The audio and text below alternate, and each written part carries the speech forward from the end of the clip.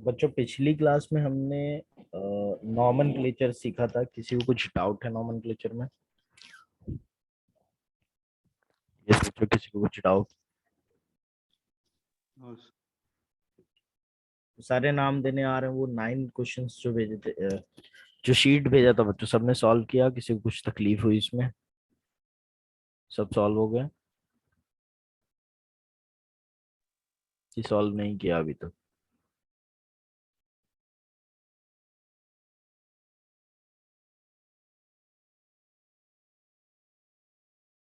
ठीक है, चलो बच्चों आज हम लोग बात करेंगे एक फॉर्मूला कैसे लिखते हैं कॉम्प्लेक्स का। ठीक है, तो बच्चों फॉर्मूला लिखने का प्रोसेस ये है। हो गया, सब इजी था। ओके ठीक है, चलो अच्छी बात है, इजी था तो ऐसे ही क्वेश्चन करने हैं तुम लोगों को। बच्चों बच्चों मैं बता रहा था कि फॉर्मूला कैसे लिखते हैं कंपाउंड का। तो बच्चों फॉर्मूला लिखने का कुछ तरीका ये है। कॉम्प्लेक्स कंपाउंड में सबसे पहले कटायन को लिखा जाएगा फॉर्मूले में, और फिर अनायन। अगर कोई कंपाउंड का नाम देता है तुम लोग, जैसे कि ऊपर ही देख लो, अगर ये वाला नाम दे दिया और बोला कि बताओ स्ट्रक्चर क्या होगा ऊपर वाला इस तो देखो इसमें आयोडाइड जो है बाद में है, तो ऑब्वियसली ये अनायन होगा। ठीक है, और जो पहले लिखा जाता है वो कटायन है। तो सबसे पहले कटायन का फॉर्मूला लिखो। यहाँ पे देख रहे हो बच्चों, इस स्ट्रक्चर में, इस नाम में कॉम्प्लेक्स आयन का नाम पहले लिखा गया है। इसका मतलब ये हो जाता है बच्चों कि कॉम्प्लेक्स आयन एक कटायन है यहाँ पे, और आयोडाइड बाद में लिखा है। इसका मतलब वो अनायन। हमेशा कटायन को नाम में भी पहले लिखा जाता है और स्ट्रक्चर में भी पहले लिखा जाता है, और अनायन को बाद में लिखा जाता है। जैसे कि मैंने कल बताया था तुम लोग को, NaCl जब लिखते हो तुम लोग, तो सबसे पहले Na लिखते हो और बाद में Cl लिखते हो। क्यों बाद में पहले Cl क्यों नहीं, बाद में Na क्यों नहीं? क्योंकि ये रूल है बच्चों, जनरल रूल है कि कटायन को पहले लिखा जाता है और बाद में अनायन को। तो वही सेम रूल अपने को कॉम्प्लेक्स कंपाउंड में या फिर कोऑर्डिनेशन कंपाउंड में भी फॉलो करनी होती है। सबसे पहले कटायन को लिखोगे, अनायन को बाद में लिखोगे। अगर सपोज मेरे कंपाउंड का नाम है पोटेशियम हेक्सासाइनोफेरेट, तो पोटेशियम पहले लिखोगे बच्चों, बाद में हेक्सासाइनोफेरेट लिखोगे। क्या बात समझ में आ गई बच्चों? फॉर्मूले में के पहले आ जाएगा, बाद में बाकी सारी चीजें आ जाएंगी। समझ में आ रही है बात बच्चों सभी को? यस। यस। चलो, अब सवाल ये आता है बच्चों, कटायन अनायन अगर काउंटर आयन है तो उसको लिख के छोड़ देंगे हम लोग। लेकिन सबसे पहले कटायन अनायन अगर है, जैसे मैं बोलता हूँ पोटेशियम हेक्सासाइनोफेरेट, तो पोटेशियम सबसे पहले लिख दोगे, और हेक्सासाइनोफेरेट को स्क्वायर ब्रैकेट में। बच्चों पोटेशियम कितना है मेरे को पता नहीं है, इसको मैं एक्स ले लेता हूँ। हेक्सासाइनोफेरेट बोला मतलब Fe होगा तुम लोग के पास। ठीक है, Fe होगा, CN6 होगा, राइट? CN6 होगा। तो बच्चों जो भी कॉम्प्लेक्स आयन पे चार्ज है, अगर तुम्हारा काउंटर आयन मोनोवैलेंट है, मोनोवैलेंट मतलब एक वैलेंसी, तो जितना चार्ज होगा उतना ये लेना है।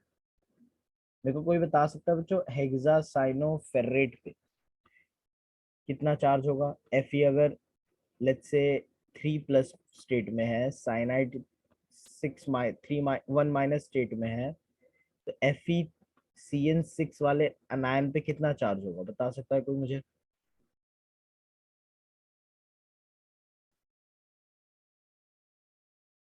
कितना चार्ज होगा बताओ बताओ बच्चों।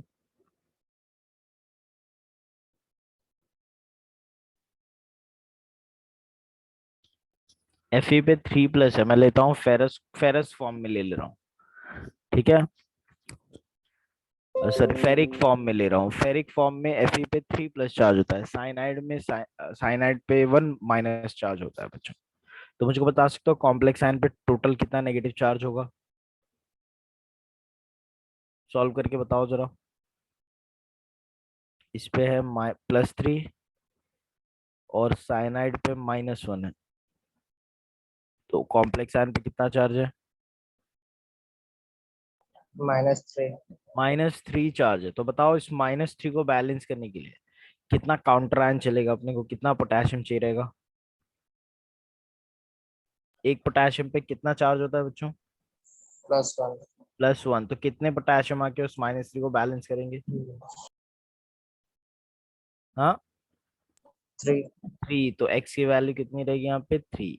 तो बच्चों कहने का मतलब ये है कि काउंटर आयन तुम लोगों को कितना चाहिए वो डिपेंड करता है कि कॉम्प्लेक्स आयन पे कितना नेगेटिव चार्ज है या फिर कितना पॉजिटिव चार्ज है। क्या बात समझ में आ रही है सभी को? Yes, sir. Yes. यस। चलो आगे बढ़ते हैं बच्चों। कॉम्प्लेक्स आयन जो है यहाँ पे, जब कभी भी काउंटर आयन लिखना है तो वो तो कॉम्प्लेक्स आयन के चार्ज के बेसिस पे लिखोगे, लेकिन कॉम्प्लेक्स आयन को खुद पहले कैसे लिखोगे? तो कॉम्प्लेक्स आयन को लिखने का तरीका ये है बच्चों कि सबसे पहले मेटल को लिखेंगे स्क्वायर ब्रैकेट में, फिर ए फॉर अनायन को लिखेंगे बच्चों, फिर न्यूट्रल लाइगेंड को लिखेंगे, फिर कटायनिक लाइगेंड को। समझ में आ गई बात बच्चों सभी को? पहली बात ये हो जाती है कि कभी कभी जब नाम देता है तो नाम के अंदर देखो कि कौन कटायन है कौन अनायन है। ठीक है, एक बार ये चीज देख ली बच्चों तो उसके बाद तुम लोगों को देखना है कटायन पहले लिख देना है और अनायन को बाद में लिख देना है। अगर सपोज कटायन कॉम्प्लेक्स आयन है तो कॉम्प्लेक्स आयन को पहले लिखोगे, और उसमें भी कैसे लिखोगे? लिखने का तरीका क्या है कि अपने को स्क्वायर ब्रैकेट यूज करना है, और स्क्वायर ब्रैकेट में मेटल को पहले लिखना है, फिर अनायनिक लाइगेंड जो नेगेटिवली चार्ज लाइगेंड है उनको उसके बाजू में लिखेंगे, उसके बाजू में न्यूट्रल लाइगेंड, उसके बाजू में कटायनिक लाइगेंड। क्या ये बात समझ में आ रही है सभी को? इस बच्चों क्या समझ में आ रही है बात? Yes. चलो, अगर अनायनिक लाइगेंड दो टाइप के हुए बच्चों, जैसे क्लोरीन और ब्रोमीन दो हो गया, तो क्या करोगे तुम लोग बच्चों बताओ? जिससे दो दो अनायनिक है। Alphabetical order. अल्फाबेटिकल ऑर्डर बिल्कुल सही चीज है, लेकिन बच्चों एक बात बता दूं, नाम का अल्फाबेटिकल ऑर्डर नहीं देखना है, सिंबल का अल्फाबेटिकल ऑर्डर देखना है। जैसे कि सीएल है और बीआर है, तो मैं बीआर को पहले लिखूंगा क्योंकि ब्रोमीन में बी नहीं, बीआर के फॉर्मूले में बीआर है। समझ में आ रही है बात बच्चों? वैसे ही सपोज मान लेते हैं दो न्यूट्रल आइगेंड है H2O और NH3, तो बताओ किसको लिखा जाएगा सबसे पहले?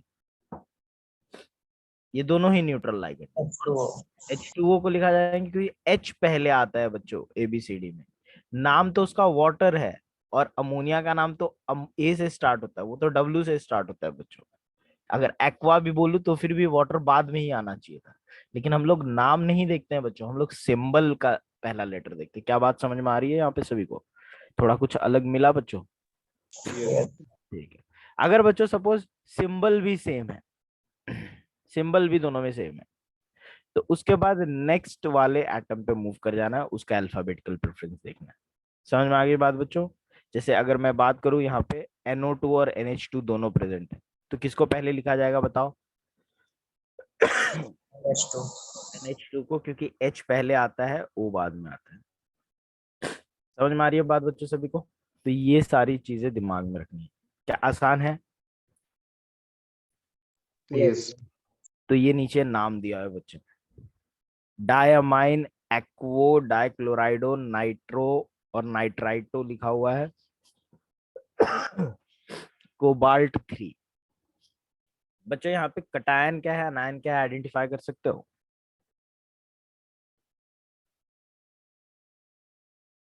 कटायन आयन आइडेंटिफाई करके कोई मुझे बताए। नाम देख के क्या लगता है, क्या कोई कटायन है कोई अनायन है इसमें? Cobalt. सर आगे वाला कटायन और कोबाल्ट एनायन। बेटा वो पूरा एक कॉम्प्लेक्स आयन है। मैंने क्या बोला है, कटायन अनायन को काउंटर आयन को स्पेस से लिखते हैं हम लोग। ठीक है, ये पूरा एक नाम है। हाँ, ये स्पेस गलत है, स्पेस मैंने गलती से डाल दिया है। अभी मैं करेक्ट भी नहीं कर सकता हूँ बिकॉज ऑफ टेक्निकल डिफिकल्टीज। लेकिन बच्चों यहाँ पे ध्यान देना कि ये पूरा एक नाम है, तो this is just one complex ion, there is no cation and no anion in this molecule. Cation होता तो नाम के पहले कोई पोटेशियम सोडियम ऐसा होता, और अनायन होता तो नाम के बाद में क्लोराइड ब्रोमाइड सल्फेट साइनाइड ऐसे कुछ होता। क्या बात समझ में आ रही है बच्चों? लेकिन इसमें ना तो प्रीफिक्स में कुछ है ना तो सफिक्स में कुछ है, मतलब ये सिर्फ कॉम्प्लेक्स आयन का नाम है, तो डायरेक्ट कॉम्प्लेक्स बनाना स्टार्ट करना है बच्चों तुम लोग। क्या समझ में आ रही है बात बच्चों सभी को? ये एक न्यूट्रल कॉम्प्लेक्स है बच्चों। स्क्वायर ब्रैकेट ड्रॉ करो और लिखना चालू करो। बताओ बच्चों कैसे लिखा जाएगा इसको? बताओ, हो जाएगा तो हैंड रेस करो लिख के, तो मैं सिंबल दिखाऊंगा और फिर देखेंगे क्या यही लिखा तुम लोगों ने।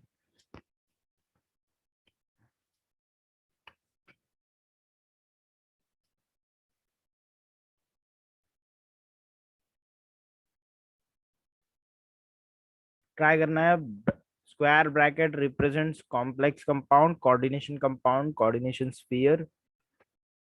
सबसे पहले मेटल, फिर अनायनिक लाइगेंड, फिर न्यूट्रल लाइगेंड, और फिर अगर कटायनिक लाइगेंड रहा तो, अगर एक से ज्यादा अनायनिक लाइगेंड है तो अल्फाबेटिकल ऑर्डर में, सिंबल के अल्फाबेटिकल ऑर्डर में लिख दो। Same for neutral ligand also. हो जाएगा तो बताओ बच्चों हाथ रेस करके। मेरिन का हो गया, वेरी गुड।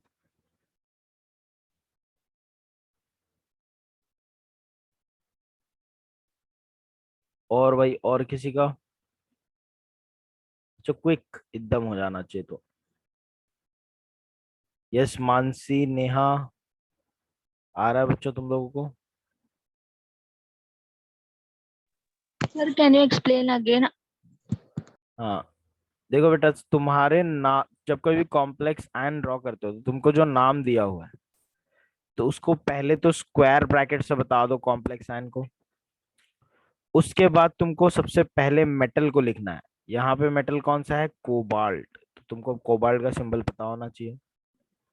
उसके बाद तुमको लिख देना है अनायनिक लाइगेंड को। अनायनिक लाइगेंड में कौन कौन से अनायनिक लाइगेंड है, फिगर आउट करके बताओ जरा मुझे।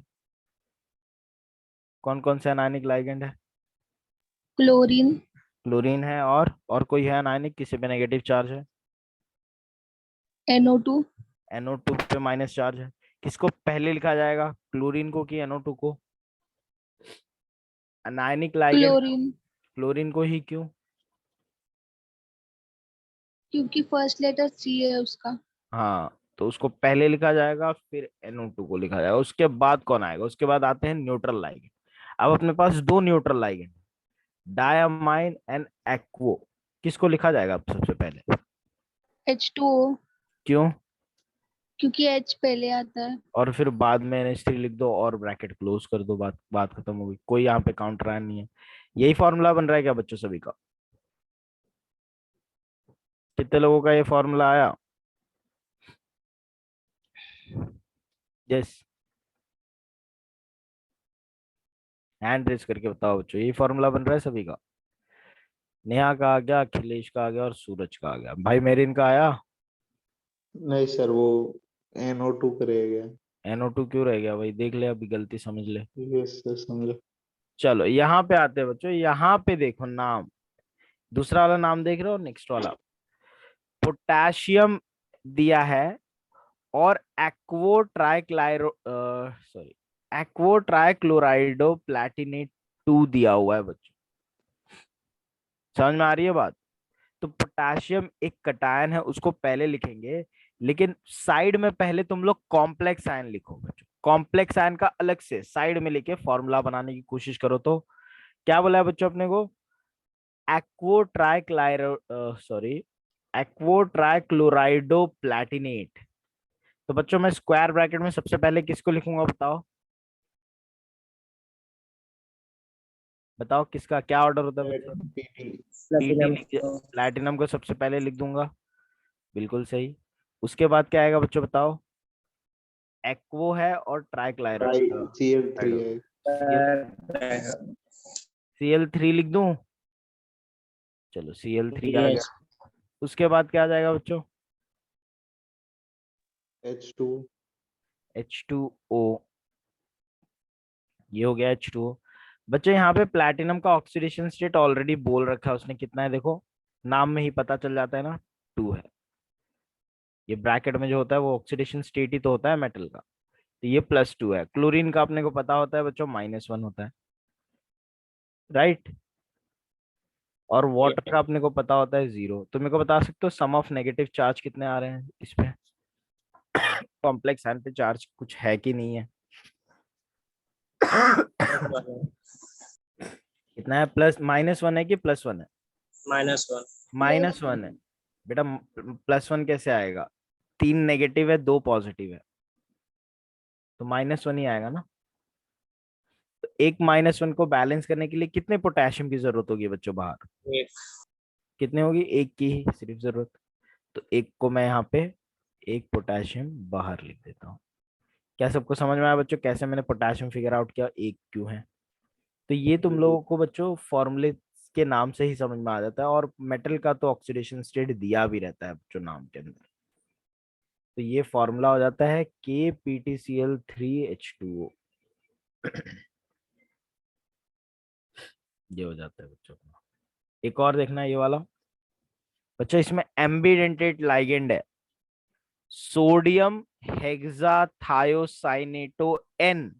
तो लिंकेज N के थ्रू करनी है। थायोसाइनेट होता है बच्चों SCN, but N is the linking atom, so will not right SCN, will write what? NCS। Is that clear बच्चों? लिख के बताओ तो जरा फॉर्मूला कैसा होगा और कितना सोडियम लगेगा, वो सारा कैलकुलेट करके पूरा हो जाए तो हैंड रेस करो और क्विक करो थोड़ा।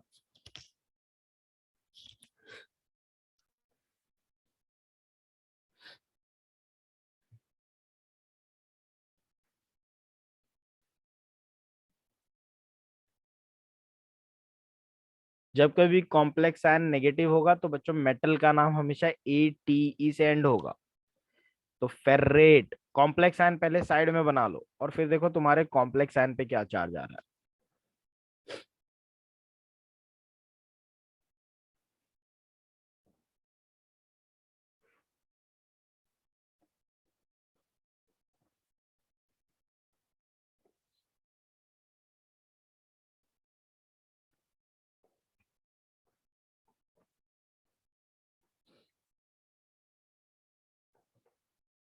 यस, दो लोगों ने आंसर दे भी दिया।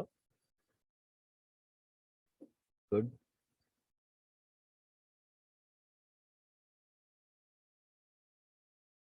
हो गया बच्चों बाकी सभी का? कृष्णा का हो गया, कृष्णा का, फातिमा का, कांशा, आयुषी, खेताराम का हो गया। Nitesh what about you? Solve करो जल्दी से बताओ।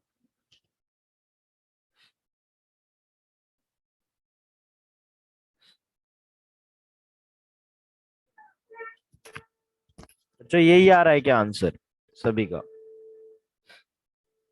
Yes sir. ठीक है, Na3Fe NCS6 होगा बच्चों। देखो हमने ये आयन तो फिगर आउट कर लिया, NCS6 लगा हुआ है N से ही, क्यों? क्योंकि nitrogen is the bonding atom, और Fe को लगा हुआ है। सिर्फ दो ही तो चीज है, एक मेटल है एक लाइगेंड, तो उसना कुछ प्रॉब्लम नहीं होना चाहिए। ऑक्सीडेशन, अगर charge on complex ion calculate करोगे बच्चों तो तुम लोग सॉल्व करोगे, NCS अपने को पता होता है -1 होता है थायोसाइनेट पे, तो सॉल्व करने में -3 आ रहा है। अब -3 को बैलेंस करने के लिए एक सोडियम पे एक प्लस चार्ज, 3 सोडियम की जरूरत पड़ जाएगी बच्चों। तो इस तरीके से हम लोग फिगर आउट कर लेते हैं कॉम्प्लेक्स आयन का फॉर्मूला। बोलो किसी को दिक्कत, कुछ परेशानी फॉर्मूला लिखने में? अभी क्लियर करके ले लेना है बच्चों, बाद में ऑप्शन में नहीं। शुरू से बोलोगे शुरू से बता दूंगा, लेकिन क्लियर होना चाहिए। तो एक बार समराइज कर देते हैं हम लोग बच्चों, क्या हमने सीखा इसमें। सबसे पहले कटायन लिखा जाता है, बाद में अनायन। कॉम्प्लेक्स आयन को लिखने के लिए पहले तो स्क्वायर ब्रैकेट लिखेंगे हम लोग, उसके अंदर मेटल सबसे पहले लिखा जाएगा, मेटल के बाजू में अनायनिक सबसे पहले, अनायनिक के बाद न्यूट्रल, न्यूट्रल के बाद कटायन। अगर दो टाइप के अनायनिक है तो उनको अल्फाबेटिकल प्रेफरेंस के थ्रू हम लोग ऑर्डर में अरेंज करेंगे। अल्फाबेटिकल प्रेफरेंस सिंबल का होता है, नाम का नहीं होता है बच्चों। सिंबल में जो पहला लेटर होता है उसका देख के हम लोग करते हैं। अगर सेम लेटर कंटिन्यू हो रहा है तो नेक्स्ट सिंबल पे मूव कर लेंगे, सिंबल के नेक्स्ट लेटर पे मूव कर लेंगे। ठीक है, उसके बेसिस पे करेंगे हम लोग सेग्रीगेट। समझ में आ गई बात बच्चों? और ऑर्डर में लिख देना है, उसके बाद तुम लोगों को कॉम्प्लेक्स आयन के ऊपर क्या चार्ज है देख लेना है, और अकॉर्डिंगली अनायन या फिर कटायन जितने भी प्लेस करने हैं वो प्लेस कर देंगे। समझ में आ गई बात बच्चों सभी को? चलो बच्चों आज हम लोग बात करेंगे कुछ और इम्पोर्टेंट चीजों की। बात करेंगे बच्चों हम लोग यहाँ पे आज आइसोमेरिज्म की।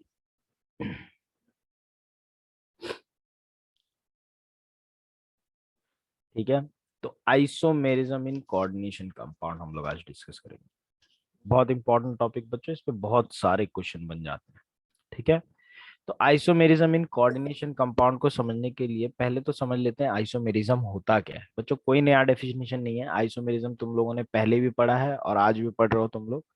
आइसोमेरिज्म का मतलब क्या होता है भाई? It is the phenomena by which a compound having same molecular formula but, या फिर तो डिफरेंट स्ट्रक्चर होगा उसका, या फिर तो different spatial arrangement of atom होता है बच्चों। तो वैसे कंपाउंड को हम लोग क्या बोलते हैं? Isomers, and the phenomenon is called isomerism. Definition तुम्हारे सामने बच्चों, जब कभी भी दो या फिर दो से ज्यादा compound same molecular formula share करें, या और लेकिन स्ट्रक्चर उनका डिफरेंट है, या फिर तो उनके अरेंजमेंट ऑफ एटम डिफरेंट है, तो वैसे कंपाउंड्स को आइसोमर कहेंगे। और इस फिनोमेना को, this phenomenon is called isomerism. क्या बात समझ में आ रही है सभी को बच्चों? क्योंकि दो तरीके से हो सकता है आइसोमेरिज्म, एक स्ट्रक्चर डिफरेंट होने की वजह से और एक अरेंजमेंट ऑफ एटम डिफरेंट होने की वजह से। इसके लिए आइसोमेरिज्म को दो कैटेगरी में क्लासिफाई कर दिया हमने। एक होते हैं स्ट्रक्चरल आइसोमर्स और एक होते हैं स्टीरियो आइसोमर्स। स्ट्रक्चरल आइसोमर में मॉलिक्यूलर फॉर्मूला सेम, स्ट्रक्चर अलग। स्टीरियो आइसोमेरिज्म में मॉलिक्यूलर फॉर्मूला सेम, स्ट्रक्चर भी लगभग सेम है, but the arrangement of atom is different. ठीक है, तो उसको स्टीरियो आइसोमर बोलते हैं बच्चों। ये सारे स्टीरियो आइसोमर हम लोग, स्ट्रक्चरल और स्टीरियो आइसोमर हम लोग आज की क्लास में डिस्कस करेंगे। तो क्या क्या स्ट्रक्चरल में हमारे पास? Ionization isomerism, coordination isomerism, polymerization isomerism, linkage hydrate और कोऑर्डिनेशन पोजीशन आइसोमेरिज्म, ये हम लोग डिस्कस करेंगे। क्या होता है थोड़ी देर में सब सब पता चल जाएगा। बहुत आसान चीज है बच्चों, कुछ भी डिफिकल्ट नहीं है। वैसे स्टीरियो आइसोमेरिज्म में हम लोग डिस्कस करेंगे ज्योमेट्रिकल आइसोमेरिज्म और ऑप्टिकल आइसोमेरिज्म। ठीक है, चलो आगे बढ़ते हैं बच्चों। स्टार्ट करते हैं हम लोग सबसे पहला आइसोमेरिज्म, आयोनाइजेशन आइसोमेरिज्म से। बच्चों आयनाइजेशन आइसोमर्स को कैसे आइडेंटिफाई करोगे? कोऑर्डिनेशन कंपाउंड में आयनाइजेशन आइसोमर्स वो कंपाउंड्स होते हैं जिनका मॉलिक्यूलर फॉर्मूला तो सेम है, लेकिन इनको पानी में जब डालता हूं मैं तो अलग अलग आयंस बन रहे हैं। पानी में जाने के बाद अलग अलग आयंस बन रहे हैं बच्चों। ये अलग अलग आयंस इसलिए बन रहे हैं क्योंकि कोऑर्डिनेशन स्फीयर और आयनाइजेशन स्फीयर में आयंस अलग अलग प्रेजेंट है, लेकिन ओवरऑल मॉलिक्यूलर फॉर्मूला सेम है। जैसे कि एग्जांपल अगर मैं बोलूं तो ये देखो, ये मॉलिक्यूल बच्चों, एक सेकेंड, ये मॉलिक्यूल वाला, Just a minute. ये वाला मॉलिक्यूल और ये वाला मॉलिक्यूल एग्जाम्पल के तौर पे देखते हैं। देख लो बच्चों, दोनों के फॉर्मूले सेम है क्या? मॉलिक्यूलर फॉर्मूला सेम है क्या? चेक करके बताओ मुझे जरा।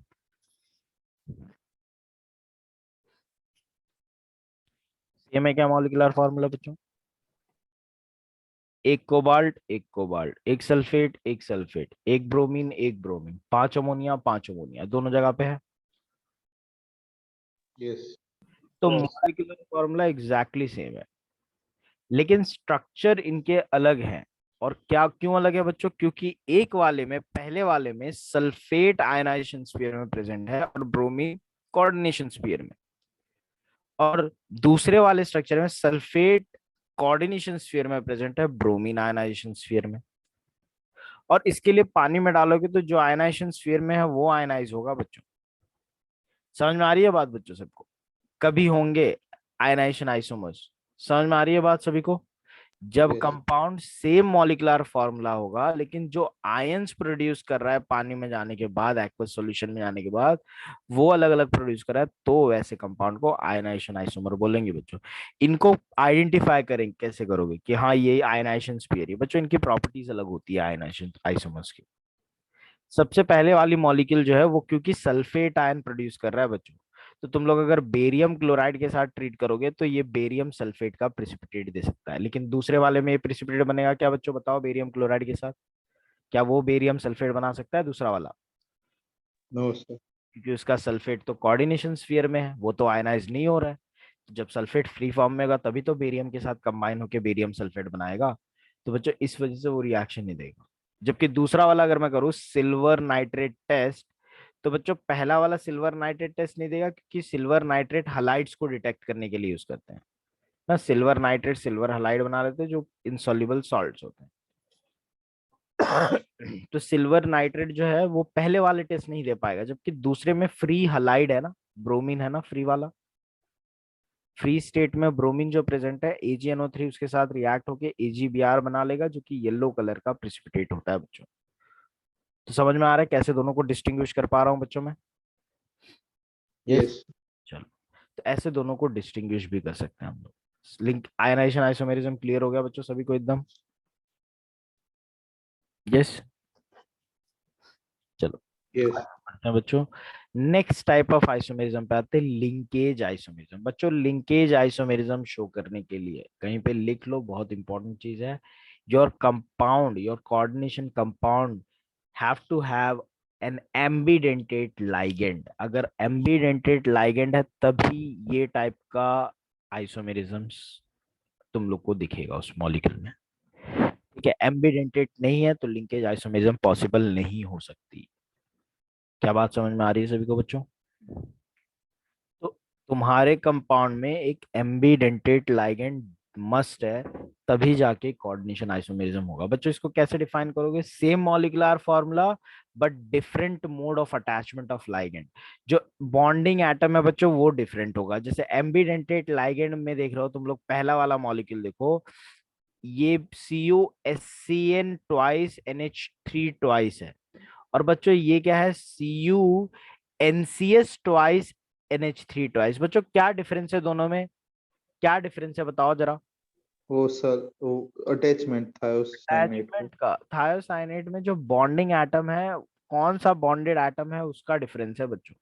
कुछ भी चेंज नहीं किया, इनफैक्ट लाइगेंड भी थायोसाइनेट वाला ही है, बट पहले वाले में सल्फर के थ्रू कोऑर्डिनेशन बॉन्ड बन रहा था, दूसरे वाले में नाइट्रोजन के थ्रू बन रहा है बच्चों। सिर्फ मोड ऑफ अटैचमेंट चेंज कर दिया है, और उस वजह से जो होता है बच्चों पूरी प्रॉपर्टी बदल। तुम लोगों को लगता होगा सर सिर्फ एक मॉलिक्यूल भी चेंज नहीं किया है, सिर्फ एटम को ही चेंज किया, तो क्या चेंजेस होगा? What could be the possibly difference between this two molecule? ठीक है बच्चों। तो बच्चों कलर का डिफरेंस हो जाता है सबसे पहली बात तो। एक पहला वाला मॉलिक्यूल ग्रीन दिख रहा है तो दूसरा वाला जो है बच्चों रेडिश दिखने लगेगा ऐसे। ठीक है, तो ऐसे कोई लिंक नहीं है दोनों के कलर में, मतलब कहने का मतलब ये है कि डिफरेंट कलर दिखेंगे यहाँ पे। पहले वाले का कलर कुछ और है, दूसरे का कलर कुछ और, पहले की रिएक्टिविटी कुछ और है, दूसरे की कुछ और। पहले अलग स्पेक्ट्रोकेमिकल डेटास देगा, दूसरे अलग स्पेक्ट्रोकेमिकल डेटास देगा बच्चों। ठीक है, तो लाइट के साथ इनका इंटरेक्शंस अलग अलग तरीके का होता है। तो बच्चों इनको डिस्टिंग्विश इसी बेसिस पे कर पाते हैं, कलर के बेसिस पे, UV IR NMR x ray diffraction studies के बेसिस पे हम लोग डिफरेंशिएट करते हैं, जो कि हाईली सोफिस्टिकेटेड टेक्निक्स है। ठीक है, एनालिटिकल टेक्निक्स है। UV visible, infrared, nuclear magnetic resonance और एक्सरे डायफ्रैक्शन स्टडीज के थ्रू हम लोग डिस्टिंग्विश कर सकते हैं। क्या बात समझ में आ रही है सभी को बच्चों? यस। यस। चलो, लिंकेज आइसोमेरिज्म समझ में आ गया क्या होता है डिफरेंस। भाई एम्बिडेंटेड लाइगेंड होना चाहिए फर्स्ट ऑफ ऑल, और इसमें सिर्फ लिंकेज का डिफरेंस होता है बस, और कुछ डिफरेंस नहीं होता। समझ में आ गई बात बच्चों सभी को? चलो थर्ड पे आ जाए, थर्ड टाइप के आइसोमेरिज्म पे, हाइड्रेट या फिर सॉल्वेट आइसोमेरिज्म पे डिस्कस करें बच्चों। लिंकेज में किसी को कुछ डाउट तो नहीं है? इस इंडिविजुअली पूछो तो बताओगे तुम लोग? No sir. रिया को डाउट नहीं है, नित्या को डाउट है कुछ लिंकेज में, सोनिया, तन्वी, सूरज, नो सर। कुछ भी डाउट है बच्चों बताओ। चलो बढ़िया, आते हैं बच्चों थर्ड टाइप के आइसोमेरिज्म पे, हाइड्रेट और सॉल्वेट आइसोमेरिज्म पे।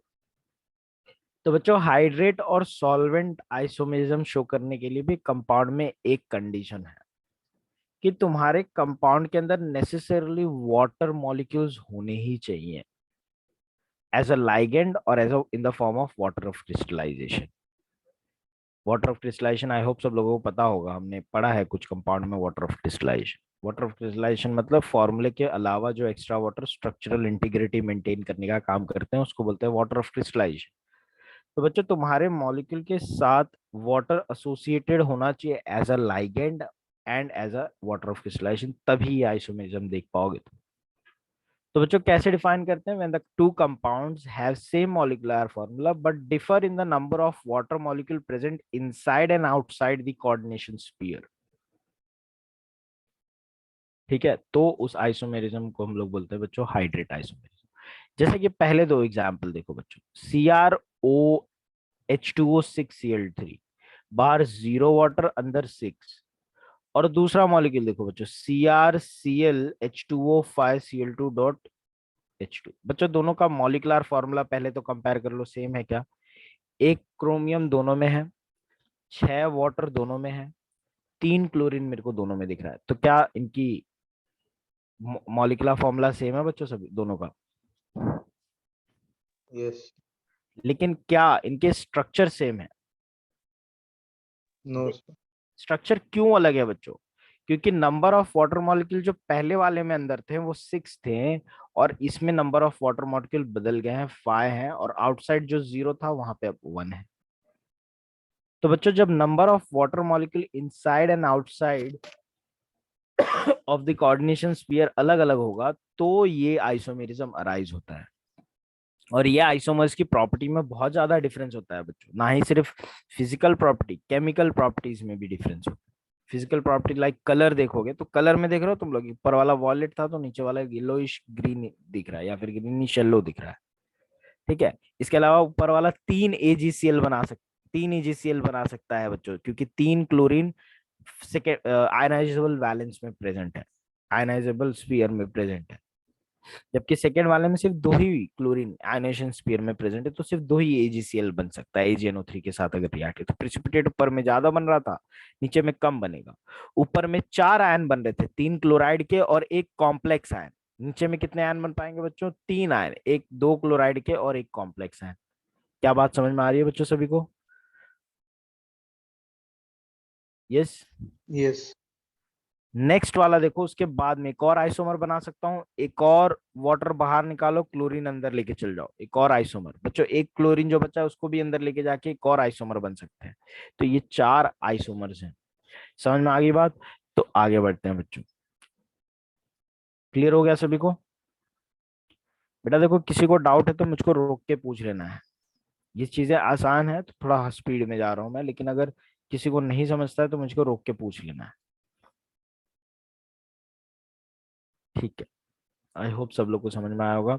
आगे बढ़ते बच्चों, कोऑर्डिनेशन आइसोमर की बात करते हैं। बच्चों कोऑर्डिनेशन आइसोमेरिज्म समझने के लिए एक नया कॉन्सेप्ट थोड़ा समझना पड़ेगा। हम जानते हैं बच्चों, हमारा कॉम्प्लेक्स आयन जो होता है वो 2 तरीके के हो सकते हैं। एक कटायनिक कॉम्प्लेक्स, जिसके अंदर कॉम्प्लेक्स आयन पे प्लस चार्ज आ जाएगा, ये देख सकते हो तुम लोग, कॉम्प्लेक्स आयन पे प्लस चार्ज है। और एक अनायनिक कॉम्प्लेक्स, जिसके कॉम्प्लेक्स आयन पे माइनस चार्ज होता है। कटायनिक और अनायनिक कॉम्प्लेक्सेस, तुम लोग को नहीं लगता बच्चों ये दोनों साथ में जुड़ के एक नया कॉम्प्लेक्स बना सकते हैं? ऐसा पॉसिबल है कि नहीं है? कटायनिक कॉम्प्लेक्स पे प्लस चार्ज है और अनायनिक कॉम्प्लेक्स पे minus charge, so can they combine together to form salt? Yes. Definitely they can combine together to form salt. और ऐसे कॉम्प्लेक्स जो होते हैं बच्चों, इन लोगों को डबल कॉम्प्लेक्सेस बोलते हैं हम लोग, ठीक है, और मिक्स्ड कॉम्प्लेक्सेस बोलते हैं बच्चों। ये डबल कॉम्प्लेक्सेस जो बनते हैं बच्चों, इनमें ये आइसोमेरिज्म देखने को मिलता है, कोऑर्डिनेशन आइसोमेरिज्म। ये सिर्फ और सिर्फ इसी तरह के कॉम्प्लेक्स में जब दो, एक कटायनिक और एक अनायनिक कॉम्प्लेक्सेस जो होते हैं बच्चों, जब आपस में कंबाइन होते हैं तभी ये कॉम्प्लेक्स देखने को मिलता है। इनको नाम ऐसे दे सकते हैं बच्चों लाइगेंड के बेसिस पे, हेक्सामाइन कोबाल्ट 3, हेक्सासाइनेटो क्रोमेट 3। ठीक है, पहले वाले को मैंने कोबाल्ट 3 इसलिए बोला क्योंकि वो कटायन था, और दूसरे वाले को क्रोमेट 8 क्यों बोल रहा हूँ? क्योंकि वो नेगेटिव आयन था। ठीक है, तो हेक्सामाइन कोबाल्ट 3 और हेक्सासाइनेटोक्रोमेट 3 जो है, ये एक डबल कॉम्प्लेक्स है बच्चों, और मिक्स्ड टाइप ऑफ कॉम्प्लेक्स है। और इसी तरह के कंपाउंड्स के अंदर कोऑर्डिनेशन आइसोमेरिज्म देखने को मिलता है। ठीक है बच्चों, मिक्स्ड कॉम्प्लेक्स में 2 अलग अलग कॉम्प्लेक्स आयन हैं, 2 अलग अलग मेटल हैं, और लाइगेंड अलग अलग हैं। ठीक है, तो बच्चों जब ये लाइगेंड आपस में इंटरचेंज हो जाएंगे, मतलब क्रोमियम का लाइगेंड कोबाल्ट को और कोबाल्ट का लाइगेंड क्रोमियम को मिल जाएगा, जब इंटरचेंज हो जाएंगे लाइगेंड, तो एक आइसोमर जो बनता है उस आइसोमर को हम लोग बोलेंगे कोऑर्डिनेशन आइसोमर। यहाँ पे देखो बच्चों, दिख रहा है दोनों मॉलिक्यूल में फॉर्मूले में क्या डिफरेंस है। पहले वाले में सीओ को 6 NH3 थे और सीआर को 6 CN थे। कोबाल्ट को 6 अमोनिया लगा हुआ था, क्रोमियम को 6 साइनाइड। दूसरा वाला स्ट्रक्चर देख रहे हो बच्चों, क्रोमियम को 6 अमोनिया लगाया, अब कोबाल्ट को 6 साइनाइड। ऐसा नहीं लग रहा बच्चों लाइगेंड इंटरचेंज हो गए? हाँ सर। ठीक है, तो लाइगेंड इंटरचेंज होने की वजह से ये दोनों का मॉलिक्यूलर फॉर्मूला तो नहीं बदला, लेकिन स्ट्रक्चर बदल गया है, प्रॉपर्टी बदल गई है। तो ये दोनों मॉलिक्यूल को हम लोग क्या बोलेंगे बच्चों, कौन सा आइसोमर बोलेंगे? कोऑर्डिनेशन है। कोऑर्डिनेशन आइसोमर, बिकॉज कोऑर्डिनेशन बनाने वाले जो लाइगेंड्स है वो बदल गए हैं बच्चों। तो वहां पे डेफिनेशन लिखा है मैंने तुम लोगों के लिए, coordination compound is made up of complex cation complex ion and anion complex ion, then the coordination isomerism can be observed, and it is, I mean, coordination isomers have same molecular formula, but the ligands present in them are different. It arises due to interchange of ligand between cationic and anionic complex. समझ में आ रही है बात बच्चों? सारा कुछ precisely point में लिख के दे दिया, जितनी जरूरत है उतना। चलो बच्चों नेक्स्ट पे आते हैं, कोऑर्डिनेशन पोजीशन आइसोमेरिज्म। बच्चों कोऑर्डिनेशन पोजीशन आइसोमेरिज्म तब दिखता है जब तुम्हारे ब्रिजिंग कॉम्प्लेक्सेस प्रेजेंट हो। हमने पिछली क्लास में ब्रिजिंग कॉम्प्लेक्सेस पढ़ा था। तो बच्चों ब्रिजिंग कॉम्प्लेक्स में दो मेटल ऑलरेडी होते हैं, राइट, दोनों सेम है। अगर उन दोनों को डिफरेंट डिफरेंट लाइगेंड लगे हैं, तो ये डिफरेंट लाइगेंड आपस में विद इन अ कॉम्प्लेक्स अगर इंटरचेंज हो जाते हैं, तुम लोग देख रहे हो बच्चों, ये दो अमोनिया 2 क्लोराइड यहाँ पे थे और उस साइड में सिर्फ 4 वाटर था, अगर मैं इंटरचेंज कर दूं पोजीशंस को, जैसा कोऑर्डिनेशन आइसोमेरिज्म हो रहा था ना बच्चों, वैसे ही सेम है, लेकिन कोऑर्डिनेशन आइसोमेरिज्म में दो कोऑर्डिनेशन स्फीयर के बीच में इंटरचेंज हो रहा था, यहाँ पे with in a coordination sphere ligand interchange हो जा रहा है। क्या बात समझ में आ रही है बात बच्चों तुम लोगों को? यस। तो विद इन अ स्पीयर अगर लाइगेंड टूट के दूसरे मेटल के पास चल जा रहे, देखो पहला वाला और दूसरा वाला, तो उसको कोऑर्डिनेशन पोजीशन आइसोमेरिज्म बोलेंगे। एम आई क्लियर बच्चों? देख लो अच्छे से। वैसे कोऑर्डिनेशन पोजीशन उतना जरूरी नहीं है तुम लोगों के लिए, और ब्रिजिंग कॉम्प्लेक्सेस क्योंकि सिलेबस में उतना इंपॉर्टेंट नहीं है तुम लोगों के लिए, इसके लिए ये इसके आइसोमेरिज्म के क्वेश्चंस नहीं भी पूछ सकता है, लेकिन हम रिस्क नहीं लेना चाहते, इसके लिए हम लोग ये कर लेंगे पहले से। ठीक है, चलो बच्चों आगे बढ़ते हैं, स्टीरियो आइसोमेरिज्म पे आते हैं नेक्स्ट। तो बच्चों स्टीरियो आइसोमेरिज्म जो होता है वो क्या होता है पहले समझते हैं। जब कंपाउंड ऐसे हो बच्चों, जब दो कंपाउंड हो जिनका मॉलिक्यूलर फॉर्मूला सेम है और स्ट्रक्चरल फॉर्मूला भी सेम है, लेकिन जो अरेंजमेंट ऑफ एटम्स है वो डिफरेंट है बच्चों दोनों स्ट्रक्चर में, तो उसको हम लोग स्टीरियो आइसोमर्स बोलते हैं। वैसे कंपाउंड्स को स्टीरियो आइसोमर्स बोलते हैं, और इनके एग्जिस्टेंस के फिनोमेना को हम लोग स्टीरियो आइसोमेरिज्म बोलते हैं। क्या बात समझ में आ गई सभी को? तो बच्चों स्टीरियो आइसोमेरिज्म में दो चीज हम लोग डिस्कस करेंगे, ज्योमेट्रिकल आइसोमेरिज्म और ऑप्टिकल आइसोमेरिज्म। ज्योमेट्रिकल में हम लोग सिर्फ सिस्ट्रांस आइसोमेरिज्म डिस्कस करेंगे, और सिर्फ दो कोऑर्डिनेशन नंबर के लिए डिस्कस करेंगे, कोऑर्डिनेशन नंबर 4 और कोऑर्डिनेशन नंबर 6। इसके पहले कि मैं स्टार्ट करूं, मुझको बताओ बच्चों कोऑर्डिनेशन नंबर 4 के कितने ज्योमेट्रीज पॉसिबल हैं। हमने पिछली क्लास में कोऑर्डिनेशन पॉलीहेड्रॉन पढ़ा था, याद आ रही है बात बच्चों सभी को? Coordination polyhedron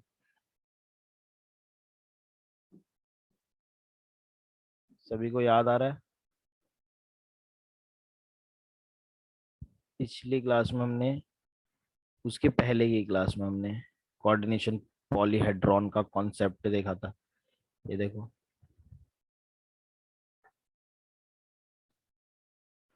what is it? तो बच्चों it is the special arrangement of ligand around central metal ion और एटम। जब कभी भी लाइगेंड अरेंज होते हैं सेंट्रल मेटल एटम के, तो उस अरेंजमेंट को हम लोग कोऑर्डिनेशन पॉलीहेड्रॉन बोलते हैं बच्चों। अगर कोऑर्डिनेशन नंबर 6 है तो सिर्फ एक ही ज्योमेट्री पॉसिबल है, ऑक्टाहेड्रल। अगर 5 है तो दो ज्योमेट्री पॉसिबल है, ट्रायगोनल, बाय पिरामिडल और स्क्वायर प्लेनर। अगर 4 है तो कितनी ज्योमेट्री पॉसिबल है बच्चों, और कौन टू, सी कौन सी? स्क्वायर प्लेनर और टेट्राहेड्रल। स्क्वायर प्लेनर और टेट्राहेड्रल, बिल्कुल सही। तो यहाँ पे वही दो चीज हम लोग डिस्कस करेंगे बच्चों। तुम लोगों को पता है अगर कोऑर्डिनेशन नंबर 4 है, मतलब 4 लाइगेंड अगर लगे हुए हैं, 4 कोऑर्डिनेशन बॉन्ड बना है, 4 मोनोडेंटेट लाइगेंड अगर लगे हुए हैं,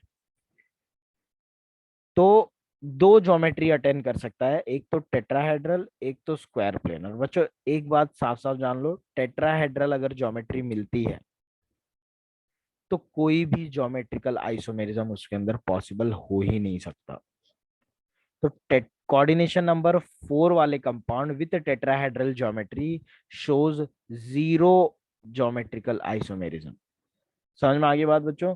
क्या होता है कि तुम लोग को एग्जाम्स में क्वेश्चन थोड़े, ये चीज तो पता हो गया, ये फैक्ट है, ये चीज अपने को पता चल गई, लेकिन इस चीज को अप्लाई करने में दिक्कत होती है बच्चों को। देखो हमने पढ़ लिया कि कोऑर्डिनेट टेट्राहेड्रल ज्योमेट्री है तो नंबर ऑफ ज्योमेट्रिकल आइसोमेरिज्म उसके जीरो होते हैं। एग्जाम में बस घुमा फिरा के पूछ लेगा, बोल देगा कि फलाना फलाना कॉम्प्लेक्स है और इसमें से कुछ कॉम्प्लेक्स टेट्राहेड्रल है, कुछ कॉम्प्लेक्स स्क्वायर प्लेनर है। तो बताओ कितने मॉलिक्यूल इसमें से ज्योमेट्रिकल आइसोमेरिज्म शो करेंगे? तो बच्चों कुछ बच्चे कंफ्यूज होकर टेट्राहेड्रल भी मार्क कर देते हैं, और फिर नो आंसर गलत हो जाएगा तुम लोग का। अब अपने को पता है जो टेट्राहेड्रल ज्योमेट्री है तो उसका अंदर जीरो ज्योमेट्रिकल आइसोमेरिज्म है। ऐसे ही तुम लोग को टेट्राहेड्रल कोई कॉम्प्लेक्स दे देगा, बोलेगा बताओ कितने ज्योमेट्रिकल आइसोमेरिज्म दे देगा, और कहीं पे एक ऑप्शन दे देगा नन ऑफ द अबव, और सारे न्यूमेरिकल वैल्यूज 1 2 3 4। तो बच्चों none of the above mark करना वहां पे सही रहता है। बच्चे झिझकते हैं, मतलब कि नन ऑफ द अबव कैसे हो सकता है, वो ऑप्शन सबसे कम सिलेक्ट कर किया जाता है। तो बच्चों टेट्राहेड्रल अगर आता है तो जीरो और none of the above option select कर लेना है ज्योमेट्रिकल आइसोमेरिज्म की जब बात हुई। स्क्वायर प्लेनर में बच्चों कुछ फॉर्मूले वाले कंपाउंड शो करते हैं, कुछ नहीं शो करते। कौन नहीं शो करता है? Ma4। बच्चों मेरे को एक बात बताओ, अगर मेटल को 4 सेम ही लाइगेंड लगे हुए हैं तो क्या तुम लोग बता पाओगे कौन सा सिस है कौन सा ट्रांस है? No sir. तो कैसे कैसे शो करेगा Ma4? राइट, अगर मैं मेटल लेता हूं और उसको 4 लाइगेंड स्क्वायर प्लेनर ज्योमेट्री में अरेंज कर देता हूं, तो उसमें तो नहीं बता सकता मैं सिस कौन सा है ट्रांस कौन सा है। वैसे जैसे कि ये है और उसको चारों सेम लाइगेंड लगे हैं, इधर पे इधर पे इधर पे, सब एल एल एल लग गया है यहाँ पे। तो बच्चों ये लाइगेंड सिर्फ सेम ही है, तो इनको चेंज भी करूंगा तो क्या फर्क पड़ता है? कोई फर्क ही नहीं पड़ेगा, सेम ही लगेगा स्ट्रक्चर। बच्चों अगर मैं एक एल हटा के और एक कोई और लाइगेंड लगा देता हूँ, तो फिर भी क्या तुम लोग सिस ट्रांस बता पाओगे? बच्चे बी लाइगेंड लगा दिया, तो क्या सिस ट्रांस इसमें बता पाओगे बच्चों तुम लोग? अभी कौन से फॉर्म में और बी दूसरे जगह जाएगा तो कौन सा फॉर्म होगा? क्या सिस ट्रांस पॉसिबल है बच्चों? बताओ मुझे जरा, आइडेंटिफाई करना। No sir. बिल्कुल नहीं पॉसिबल है बच्चों, कम से कम दो तो डिफरेंट ग्रुप होने चाहिए ना। अगर मैं एक और यहाँ पे लाइगेंड को हटा के बी लगा दूं, तो क्या अब बता पाओगे बच्चों सिस है कि ट्रांस है? यस। अभी बता सकते हो तुम लोग कि हाँ सर ये ट्रांस वाला फॉर्म है, और अगर वो बी सेम साइड पे होते तो वो सिस वाला फॉर्म होता। राइट है बच्चों? तो इसके लिए सिस ट्रांस आइसोमेरिज्म जो बच्चों ये 3 फॉर्मूले के कंपाउंड में नहीं एग्जिस्ट करता है। Ma4, Ma3b, Mab3, ये 3 तरह के स्क्वायर प्लेनर ज्योमेट्री होने के बाद भी ये 3 तरह के कंपाउंड जो होते हैं नहीं शो करते। फॉर एग्जाम्पल बच्चों, let's take an example of CuNH3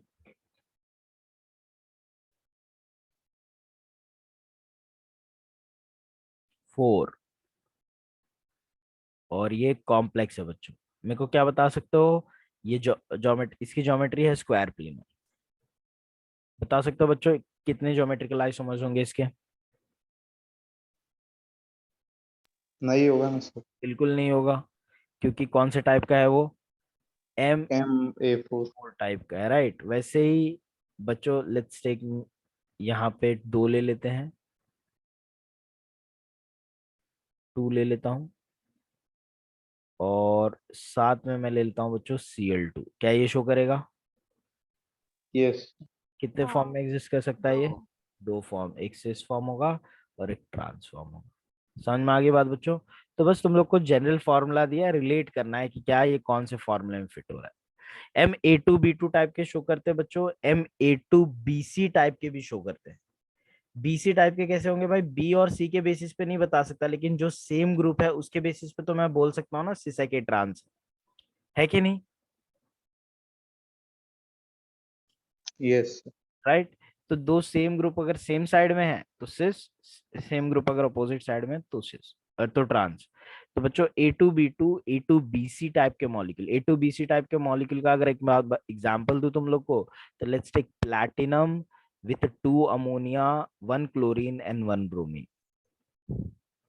PTNH3। एक एग्जांपल बता रहा हूँ इस टाइप के कंपाउंड। बच्चों A2 बोल रहा हूँ, मतलब दो सेम टाइप का मोनो, स्मॉल लेटर्स जो होते हैं बच्चों वो मोनोडेंटेट लाइगेंड को इंडिकेट करते हैं। स्मॉल लेटर्स का मतलब होता है मोनोडेंटेट लाइगेंड, ठीक है।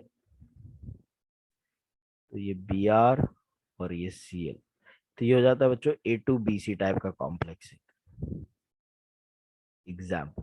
ये डेफिनेटली शो करेगा, इसमें NH3 के बेसिस पे मैं बता सकता हूँ कौन सा सिस है और कौन सा ट्रांस है। क्या बात समझ में आ गई बच्चों सभी को?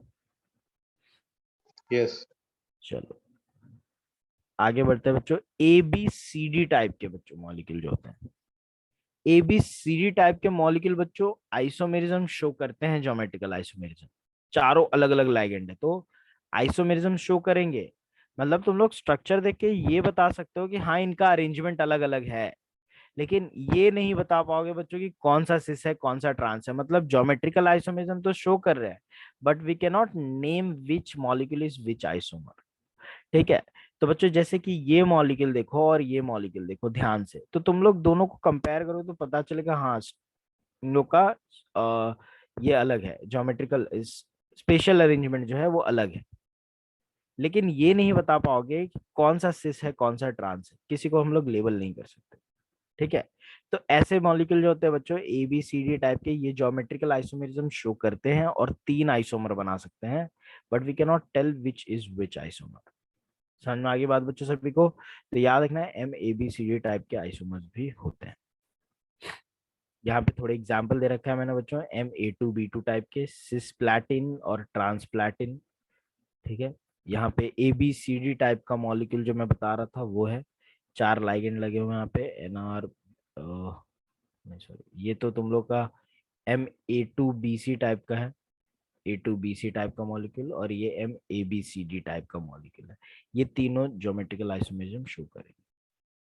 बच्चों अब हम लोग बात करें स्क्वायर प्लेनर ज्योमेट्री, लेकिन मेरा लाइगेंड कैसा हो गया है? Bidentate ligand. बच्चों याद है बच्चों बाइडेंटेट लाइगेंड क्या होते हैं? बाइडेंटेट लाइगेंड वो होते हैं बच्चों जो एक ही लाइगेंड 2 डोनर एटम रखता है और दोनों साथ में बॉन्ड बनाते हैं बच्चों।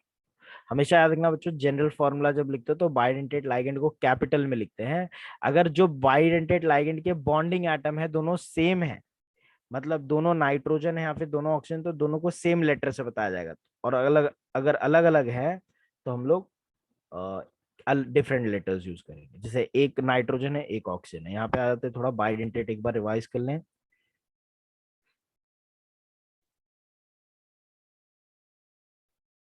ये रहे लाइगेंड्स बच्चों, डेंटिसिटी पे देख रहे हो तुम लोग, मोनोडेंटेट लाइगेंड थे, बाइडेंटेट लाइगेंड में देख रहा है, ये जब बाइंडिंग एटम सेम होंगे तो कैपिटल ए यूज करूंगा।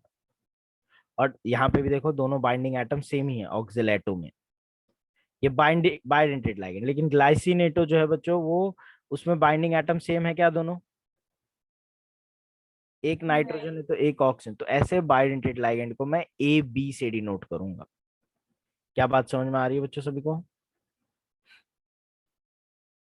तो देखो, यस हम्म, तो MAA टाइप मतलब जिसके बाइंडिंग एटम सेम है, जैसे कि फॉर एग्जांपल इथिलीन डायमाइन, तो उसमें कोई ज्योमेट्रिकल आइसोमेरिज्म नहीं होगा बच्चों, क्योंकि दोनों बाइंडिंग एटम सेम है।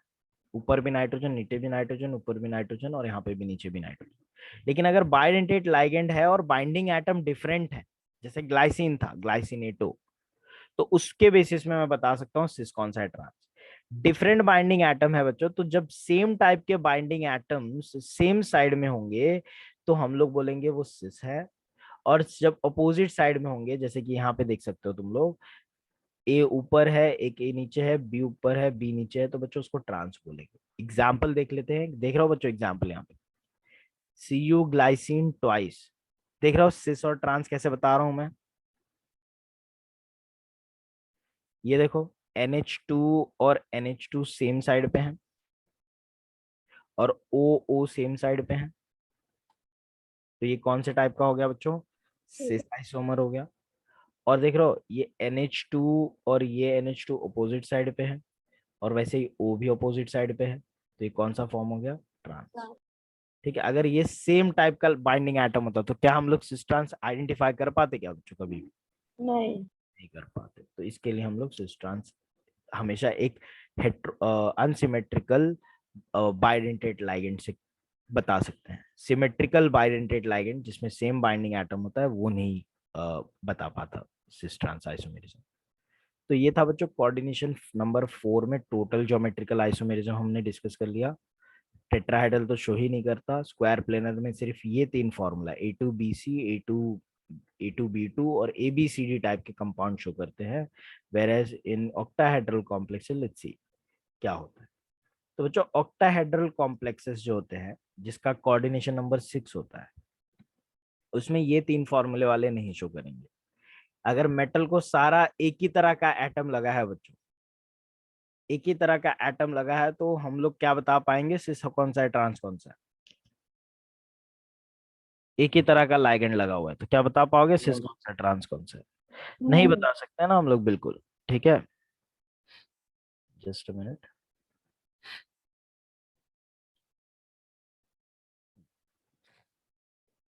तो सिस ट्रांस नहीं बता सकते बच्चों। एक अगर मैं हटा भी दूं, ए को फाइव रखता हूं और एक मैं बी लगा दिया वहां पे, तो फिर भी नहीं बता सकते। उसी तरह से जैसे A5 B का नहीं बता सकते, वैसे AB5 का भी नहीं बता सकते बच्चों, ज्योमेट्रिकल आइसोमेरिज्म, क्योंकि दोनों एक ही बात है।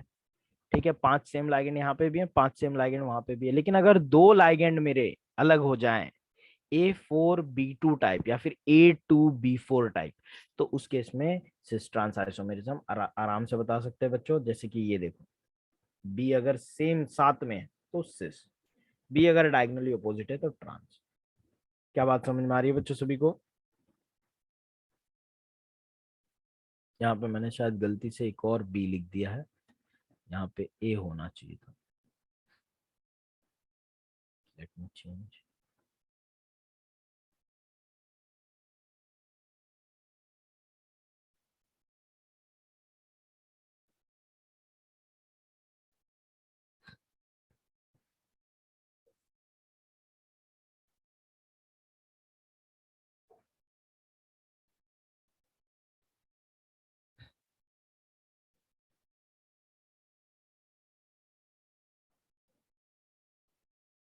चलो ठीक है, वहां पे ए है मान लेना बच्चों, मैं लिख देता हूँ यहाँ पे ए है।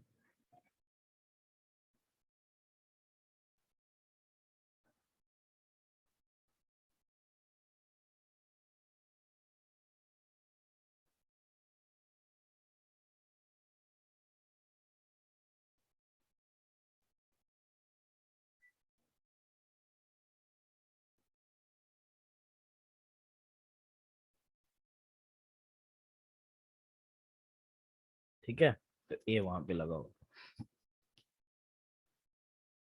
चलो एग्जाम्पल भी देख लो बच्चों, जैसे कि यहाँ पे एग्जाम्पल है, आयन को 4 अमोनिया और 2 ब्रोमीन लगे हुए हैं, वैसे ही 2 ब्रोमीन डायगोनली अपोजिट भी हो सकते हैं। क्या बात समझ में आ रही है बच्चों सभी को, कैसे A2B4 टाइप शो कर रहे हैं। वैसे A3B3 टाइप भी शो कर सकते हैं बच्चों। A3B3 में क्या होता है कि सारे A एक साइड और सारे B एक साइड हो जाए, दो फेसेस में अगर सेपरेट हो जाते हैं, दो अलग अलग फेशियल फॉर्म में सेपरेट हो जाएंगे, तो उसको फेशियल या फिर सिस आइसोमर बोलेंगे। और दो अगर एक साथ हैं और एक भी सेपरेट हो गया, एक भी आपस में अलग हो गए, तो उसको मेरिडियोनल या फिर ट्रांस आइसोमर बोलेंगे।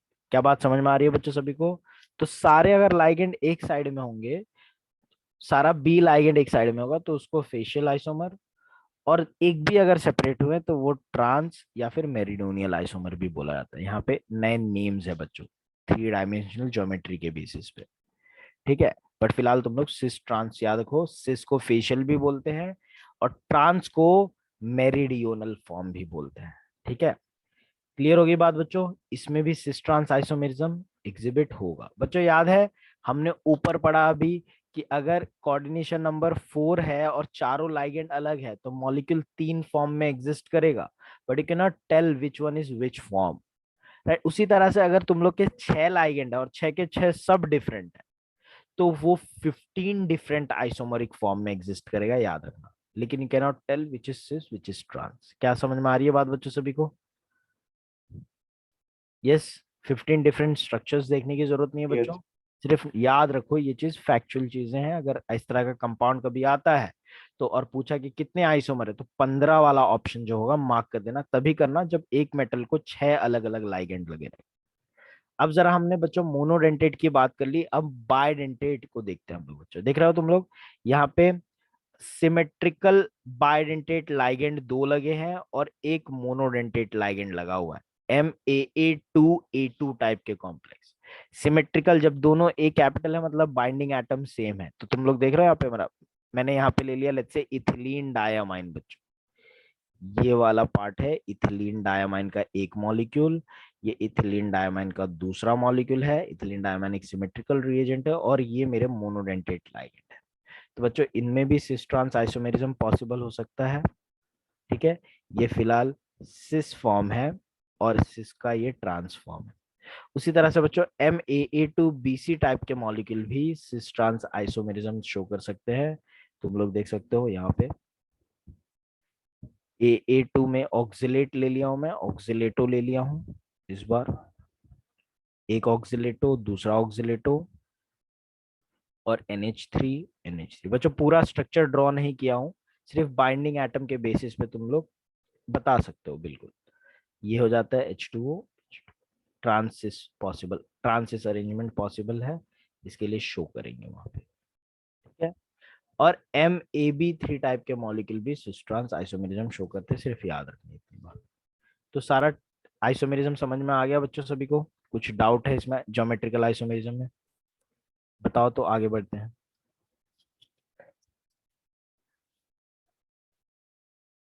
क्योंकि ऑप्टिकल आइसोमेरिज्म बहुत इंपॉर्टेंट है, तो ये सारी सारी चीजें क्लियर होनी चाहिए।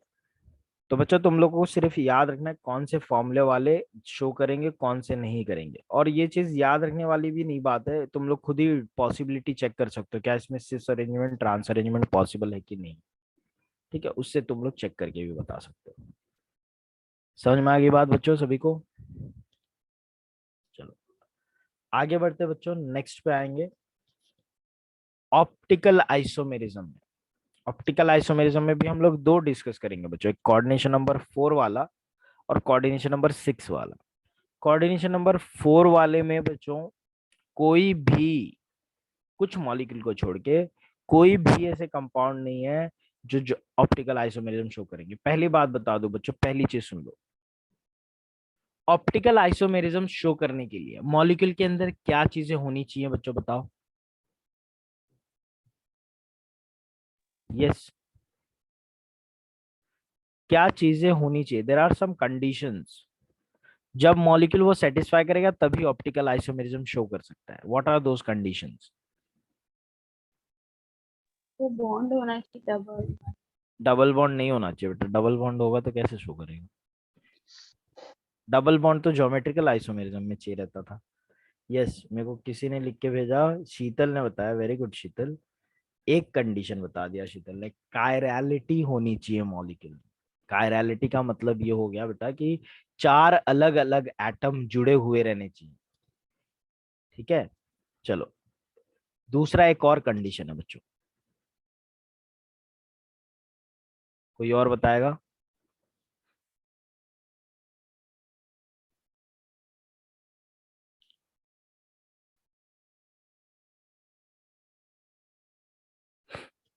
और क्या चाहिए बच्चों मॉलिक्यूल के अंदर?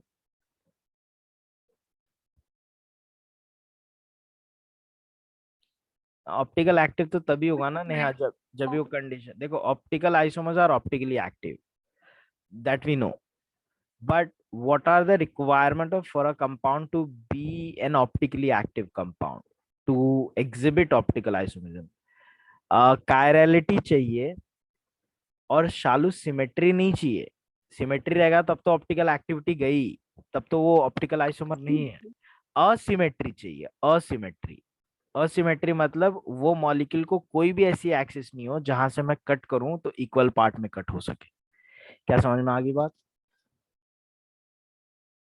क्या समझ में आ गई बात बच्चों? yes, तो जो दो रिक्वायरमेंट है कंपाउंड को ऑप्टिकल आइसोमेरिज्म शो करने के लिए, वो क्या चीजें होती हैं? कायरलिटी, जिसका मतलब है कि जो कार्बन है बच्चों वो चार अलग अलग एटम से जुड़ा हुआ रहना चाहिए। और दूसरी असिमेट्री बच्चों, असिमेट्री का मतलब ये हो गया कि कोई भी ऐसी एक्सिस नहीं हो जहां से इक्वल पार्ट में कट हो सके। बच्चों याद रखना ये जो रिक्वायरमेंट्स है वो ऑर्गेनिक कंपाउंड को अप्लाई होते हैं। इनऑर्गेनिक कंपाउंड्स में ये रिक्वायरमेंट अप्लाई नहीं होते। इसमें सिर्फ तुम लोग को चेक करना है क्या non super impossible mirror image बन रहा है कि नहीं बन रहा है। अगर non super impossible mirror image बन रहा है तो वो ऑप्टिकल एक्टिविटी शो करेगा। अगर non super impossible mirror image नहीं बन रहा है तो ऑप्टिकल एक्टिविटी नहीं शो करेगा। क्या बात समझ में आ गई बच्चों सभी को? यस। तुम लोग उसका मिरर इमेज बनाओ और देखो क्या सुपर इम्पोज हो रहा है कि नहीं हो रहा है। समझ में आ गई बात बच्चों सभी को? चलो, yes, कोऑर्डिनेशन नंबर 4 वाले कंपाउंड में कोई ऑप्टिकली एक्टिव नहीं होते, सिर्फ दो ऐसे कंपाउंड है जो ऑप्टिकली एक्टिव होते हैं। इनका नाम लिख के इसको याद रखना, इसके पीडीएफ में तो नाम मिल ही जाएगा, लेकिन ये कंपाउंड्स को याद रखना बच्चों, सिर्फ यही कंपाउंड ऑप्टिकली एक्टिव है और कोई कोऑर्डिनेशन नंबर 4 वाले ऑप्टिकली एक्टिव अभी तक नहीं है। ठीक है, कोऑर्डिनेशन नंबर 6 में ऑप्टिकल आइसोमेरिज्म ज्यादा नजर आता है।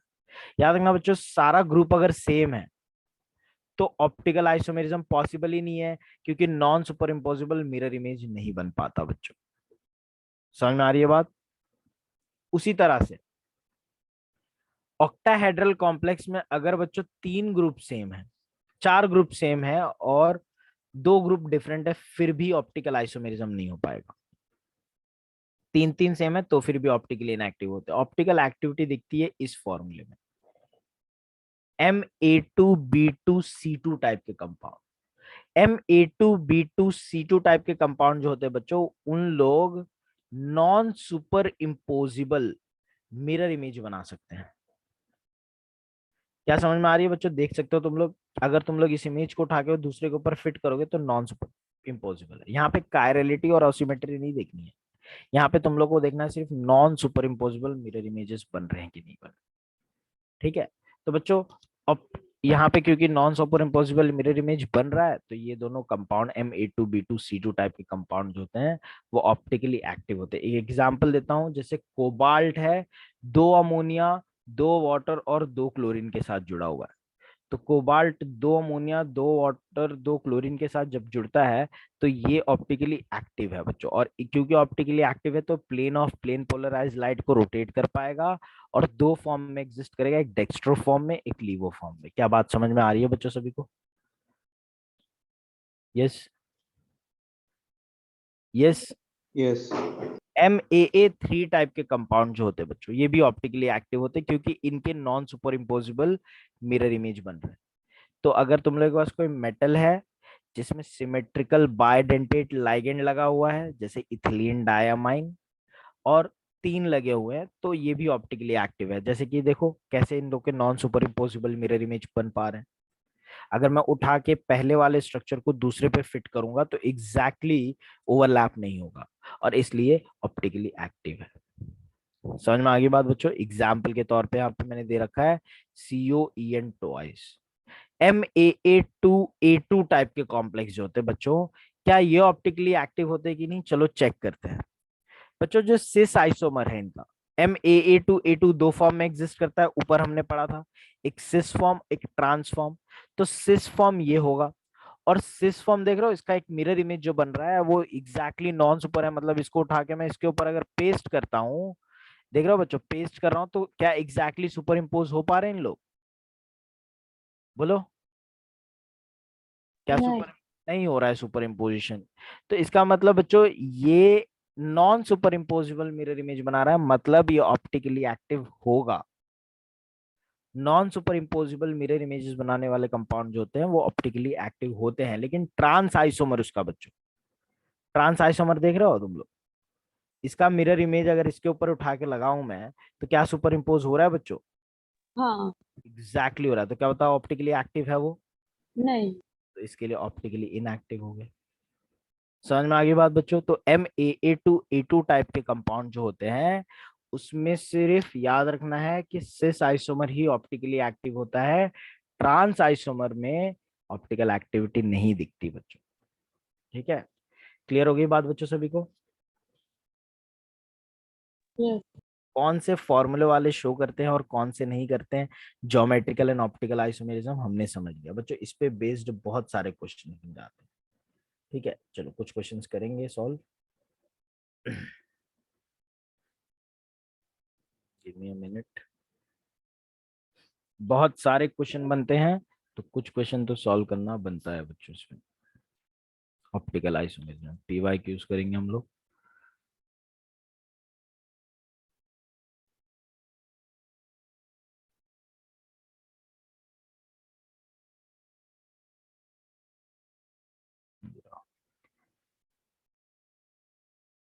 एक मिनट देता हूँ मुझे।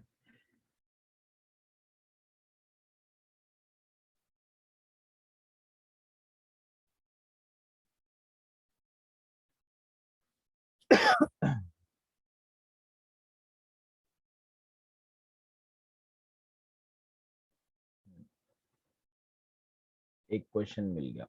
कैसे क्वेश्चन पूछे जाते हैं वो बताता हूँ तुम लोग। कॉपी पेस्ट कर लेता हूँ।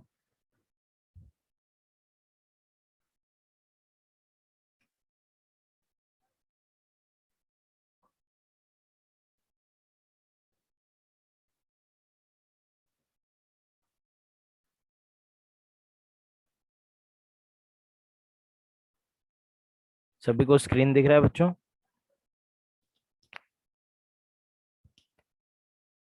यस। क्वेश्चन दिख रहा है उसके ऊपर पेस्ट किया जो? हाँ। पूछ रखा है बच्चों द नंबर ऑफ, ये नीट 2015 का क्वेश्चन बच्चों। Number of possible isomer for the complex, ये कॉम्प्लेक्स दिया है, इसके कितने आइसोमेरिक फॉर्म्स होंगे बच्चों, कितने फॉर्म्स में एग्जिस्ट होगा?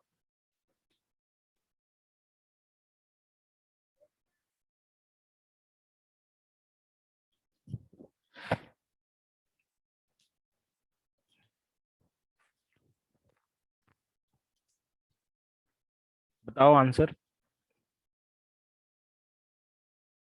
बी। कितना बेटा? नंबर 3 है। 3 कैसे एक्सप्लेन कर सकते हो? सर एक सीस होगा, हम्म। एक ट्रांस होगा और एक उसका ऑप्टिकली एक्टिव सीस वाला होगा। Yes exactly same. देखो जो क्वेश्चन पूछा है ना उसका सॉल्यूशन ऊपर ही है तुम लोगों के। पूछा है EN मतलब इथिलीन डायमाइन और Cl2, दो इथिलीन डायमाइन लगे हैं तो AA2 टाइप का हो गया, कैपिटल A2, और Cl2 दो लगा है तो A2। तो यही टाइप का फॉर्मूला है क्या बच्चों? देखो वही कंपाउंड एग्जैक्टली मैंने दे रखा है कि नहीं? कौन से कैटेगरी में फिट होता है बच्चों? AA2 टाइप के कंपाउंड में। ठीक है, तुम लोग देख लो बच्चों, ये जो है सिस फॉर्म वो तो दो फॉर्म में एग्जिस्ट करेगा, एक D फॉर्म एक L फॉर्म में, लेकिन ट्रांस तो दोनों सेम ही है ना ये, तो ये तो एक ही बात हो गई। तो टोटल कितने फॉर्म एग्जिस्ट कर पा रहे हैं बच्चों यहाँ पे? 3। समझ में आ गई बात? 2015 का एकदम आसान सा क्वेश्चन है बच्चों। ये सारी चीजें इजी तो हैं, लेकिन अभी पढ़े हो तो इजी लग रहा है, थोड़े दिन के बाद देखो तो ऐसा लगेगा क्या पढ़ रहे हो तुम लोग ये सब। ठीक है, तो बच्चों ये चीज को रेगुलर प्रैक्टिस करोगे तो ही जाके इसको सॉल्व कर पाओगे। एक दो क्वेश्चन और देखते हैं बच्चों, ज्योमेट्रिकल और ये आइसोमेरिज्म पे बेस्ड।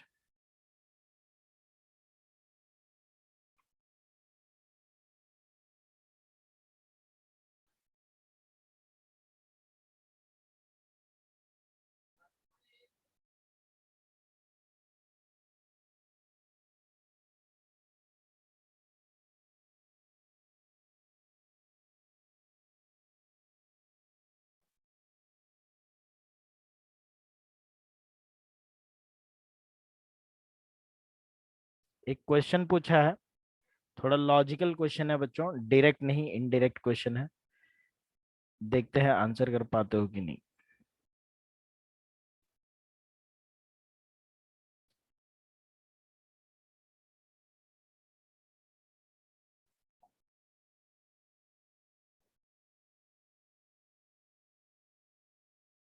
क्वेश्चन दिख रहा है बच्चों सभी को? Yes, sir. हम्म। देखो क्या पूछा है, क्या आंसर बनेगा उसका, अब देखो बताओ देख के।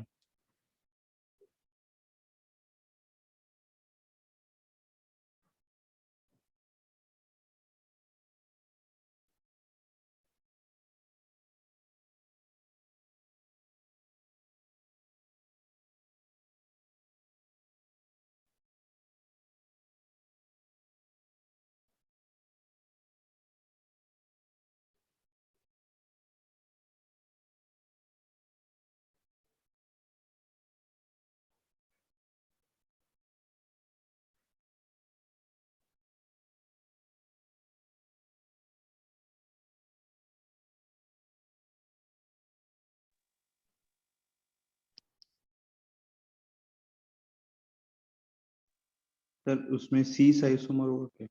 सिस आइसोमर होगा?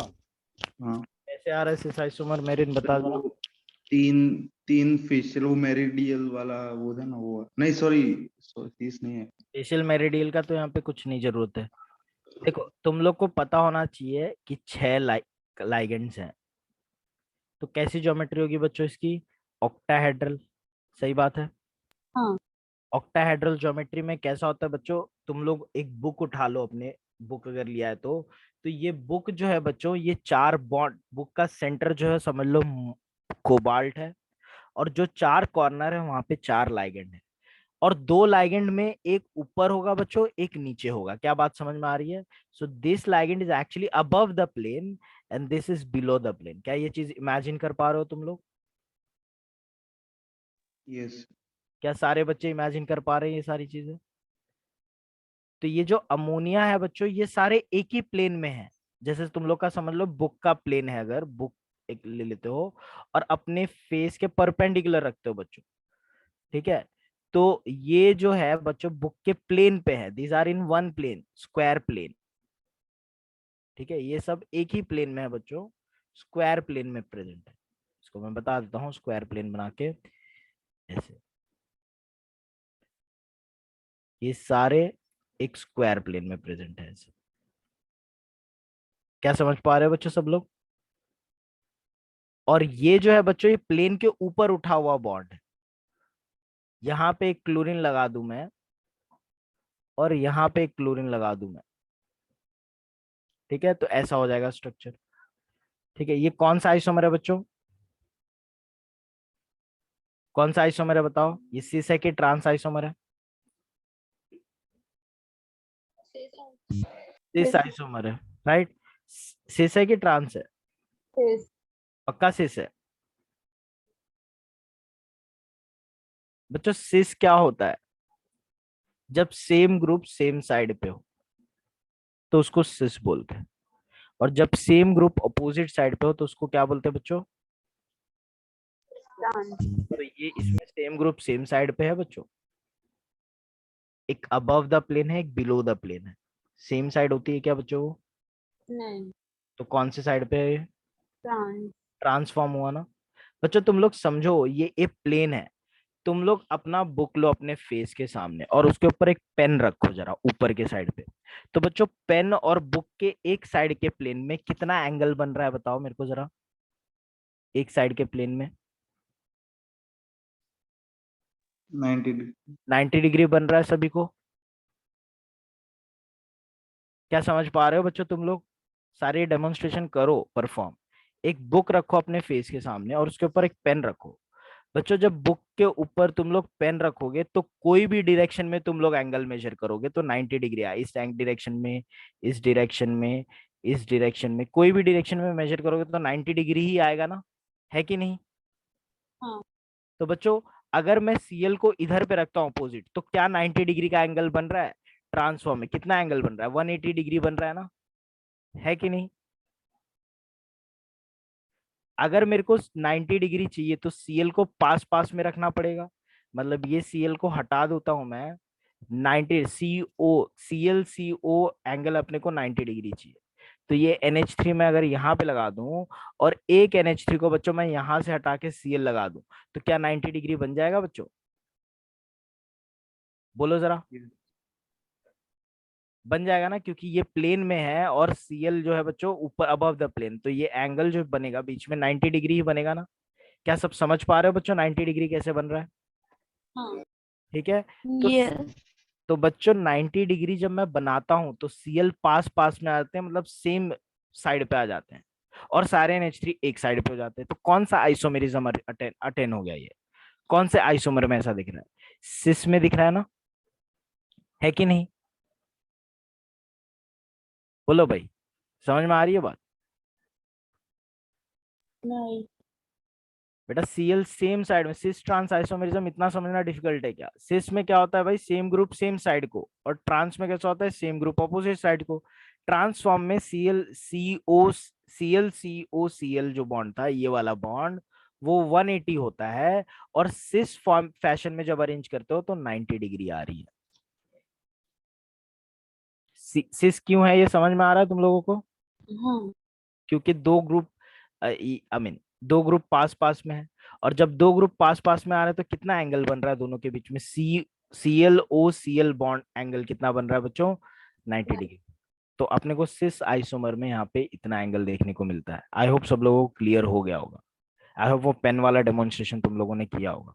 ठीक है, तो तुम लोग को उससे सब पता चल जाता है। चलो ये वाला देखो, ये वाले का आंसर ढूंढ के बताओ मुझे।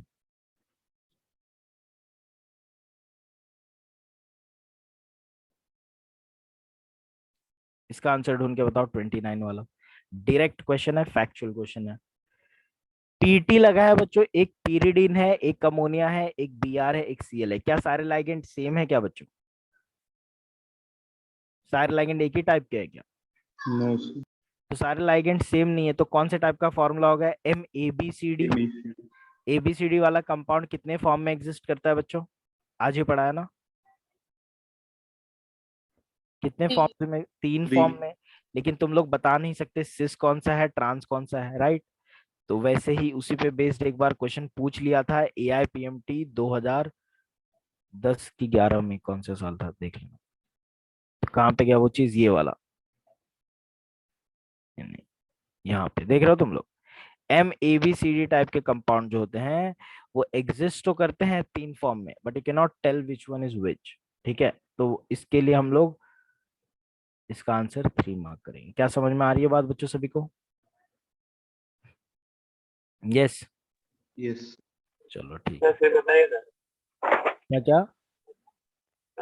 वापस एक्सप्लेन करिए ना, ये MAB 29 वाला। कौन सा वाला? थर्ड वाला, 29। 29 वाले में ये चीज तो बताई हुई है, यहाँ पे स्ट्रक्चर्स ड्रॉ करके भी मैंने दे दिए तुम लोगों को, कि जो MABCD होता है, मतलब जब मेटल को 4 अलग अलग लाइगेंड लगे रहेंगे तो इनको अलग अलग तरीकों से अरेंज कर सकते हो तुम लोग।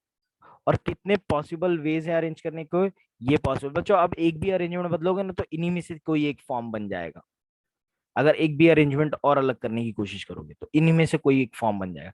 This are the all 3 different forms that you can obtain from a coordination compound having MABCD type of formula. ठीक है, तो जब कभी भी MABCD टाइप होता है तो 3 पॉसिबल अरेंजमेंट पॉसिबल हो सकते हैं, ये वाले। ठीक है, अब इसको और तुम लोग अरेंज करने की कोशिश करोगे, जैसे C ऊपर D नीचे कर लोगे, तो इनमें से ही कोई एक फॉर्म तुम लोग को मिल जाएगा। ठीक है, तो बच्चों ये जो फॉर्म्स हैं तभी ऑप्टेन होंगे जब 4 अलग अलग तरह के लाइगेंड होंगे, लेकिन तुम बता नहीं सकते कि इसमें से कौन सा सिस फॉर्म है कौन सा ट्रांस। मैं क्या इसको सिस बोल सकता हूँ बच्चों? और बोलूंगा तो किस बेसिस पे बोलूंगा? आई कैन नॉट टेल कि वेदर इट इज सिस और ट्रांस। ठीक है, वैसे ही बच्चों MABCDEF टाइप के मॉलिक्यूल होते हैं तो 15 डिफरेंट आइसोमेरिक फॉर्म हो सकते हैं, 15 डिफरेंट अरेंजमेंट हो सकते हैं, but you can not tell कि कौन सा फॉर्म है। समझ में आ गई बात? और ये उसी तरह का कंपाउंड है ना, पीटी जो है वो MABCD टाइप का कंपाउंड है। देखो, पीरिडीन एक अलग लाइगेंड है, अमोनिया एक अलग लाइगेंड है, बीआर एक अलग लाइगेंड है, सीएल एक अलग लाइगेंड है। तो MABCD टाइप में ही फिट हो रहा है कि नहीं हो रहा है फॉर कंपाउंड? क्योंकि उसी फॉर्मूले में फिट हो रहा है, तो इसके लिए इसके भी कितने फॉर्म होंगे, 3 अलग अलग। क्या बात समझ में आ रही है? यस। यस। तो इसके लिए आंसर इसका ये हो जाता है। आइसोमेरिज्म पे बेस्ड ऐसे क्वेश्चन पूछे जाते हैं बच्चों। डायरेक्ट क्वेश्चन होते हैं कुछ कुछ, और कुछ कुछ ऐसे होते हैं जो सॉल्व करना पड़ता है, अज्यूम करना पड़ता है, जैसे वो 90 डिग्री वाला। चलो एक दो क्वेश्चन और देखते हैं, मिलता है तो।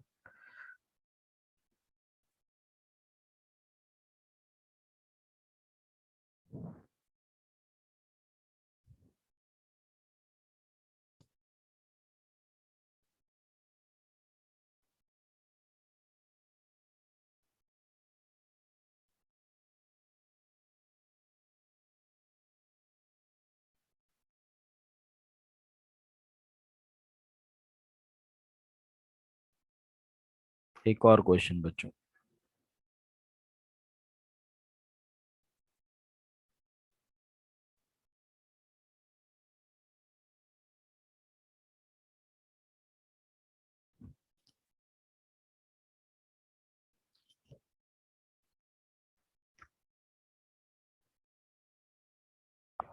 डायरेक्टली सॉल्व कर सकते हो इसको तुम लोग, या फिर चाहिए तो दिमाग लगा के एक एक ट्राई करके भी सॉल्व कर सकते हो। डायरेक्टली क्यों बोला, क्योंकि ये चीज मैंने तुम लोग को पीडीएफ में मेंशन ऑलरेडी कर दी है, तुम लोग को आसानी हो कि कौन से टाइप के शो करेंगे और कौन से टाइप के नहीं शो करेंगे। देख रहे हो तुम लोग, यहाँ पे मैंने बता रखा है कि optical isomerism A B, MA4B2 MA3B3 type में नहीं दिखती है, A2B2C2 AA3 AA2 टाइप में दिखती है। 3 टाइप में दिखती है, 3 टाइप में नहीं दिखती है। तुम लोग को पूछा है कि कौन सा ऐसा फॉर्म है जो नहीं शो करेगा ऑप्टिकल आइसोमेरिज्म। ए, ए वाला क्यों बेटा? वो A3B3 वाला। A3B3 टाइप वाला है वो। तो अगर तुम लोग वो चीजें एकदम प्रिसाइजली याद रखते हो तो सॉल्व करने में विदाउट एनी एफर्ट तुम लोग आराम से सॉल्व कर सकते हो बच्चों, एफर्टलेसली आराम से एकदम सॉल्व कर लोगे। तो ए वाला इसका आंसर बन जाता है, क्योंकि वो A3B3 टाइप का कंपाउंड है। देखो, सब मोनोडेंटेट लाइगेंड लगे हुए हैं, और 3 ए लगा है, 3 एक टाइप के, 3 एक टाइप के लगे हुए हैं। ठीक है, चलो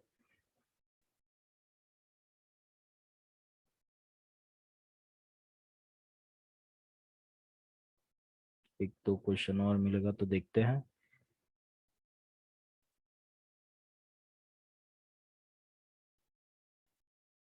प्रीवियस जैसे क्वेश्चन हम उठा के ला रहे हैं बच्चों इसको सॉल्व करने के लिए।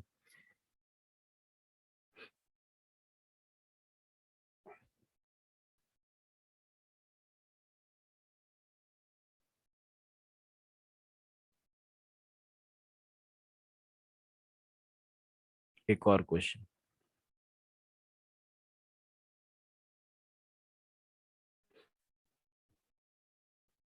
सिमिलर काइंड ऑफ क्वेश्चन बच्चों वापस से।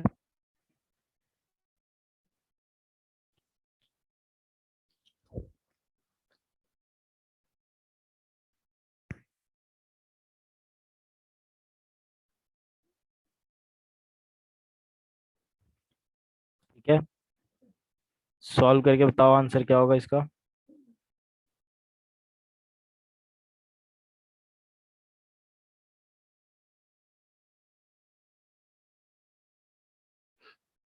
ऑप्टिकल आइसोमेरिज्म कौन नहीं बताएगा, कौन बताएगा पूछ रखा है। देखो बच्चों, पहला वाला कंपाउंड तो स्क्वायर प्लेनर है।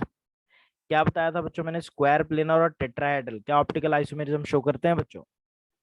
हाँ। ऑप्टिकल आइसोमेरिज्म शो करते हैं स्क्वायर प्लेनर टेट्राहेड्रल। ये देखो कहाँ पे गया ऑप्टिकल आइसोमेरिज्म, ग्रीन में लिखा था ना, ये देखो क्या लिखा है बच्चों, कोऑर्डिनेशन नंबर 4 वाले में कोई ऑप्टिकल आइसोमेरिज्म शो नहीं करता, सिर्फ यही दो कंपाउंड है जो ऑप्टिकल आइसोमेरिज्म शो करते हैं। ठीक है, तो बताओ पहला वाला कंपाउंड का कोऑर्डिनेशन नंबर 4 है कि नहीं है? देख लो हाँ। बच्चों, तो क्या ऑप्टिकल आइसोमेरिज्म शो करेगा? नहीं। तो पहला नहीं करेगा तो दूसरा करेगा क्या, उसका भी तो कोऑर्डिनेशन नंबर 4 ही है कि नहीं? सर 4 वाले नहीं करेंगे ना, कौन सा नहीं करेगा? वो जिनका कोऑर्डिनेशन नंबर 4 रहेगा वो नहीं करेंगे ना, एक्सेप्ट वो दोनों। 4 वाले करते ही नहीं है, वही तो बता रहा हूँ मैं, टेट्राहेड्रल हो चाहे स्क्वायर प्लेनर हो, नहीं करते शो ऑप्टिकल आइसोमेरिज्म। तो क्या ए और बी दोनों करेंगे बच्चों शो? दोनों का कोऑर्डिनेशन नंबर 4 है। क्या ऑप्टिकल आइसोमेरिज्म शो करेंगे इन लोग? नहीं सर। नहीं करेंगे। अब देखो ये सी और डी में से पिक करना है अपने को आंसर। बताओ कौन सा फॉर्म होगा आंसर, कौन सा आंसर होगा right? Sis AA to A2 कि trans AA to A2 type?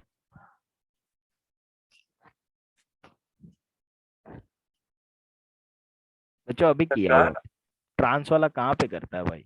ये देख अभी तो देख डिस्कस किया ना हमने, सिस AA to A2 टाइप के जो होते हैं वो ऑप्टिकली एक्टिव होते हैं because they can form non super impossible mirror images, but trans can not form non super impossible mirror.